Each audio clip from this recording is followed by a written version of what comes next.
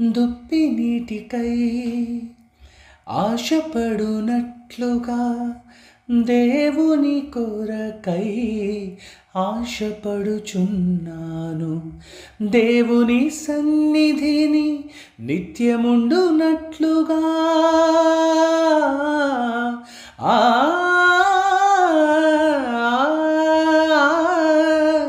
దేవుని సన్నిధిని నిత్యముండునట్లుగా దినదినమాశతో కనిపెట్టుచున్నాను.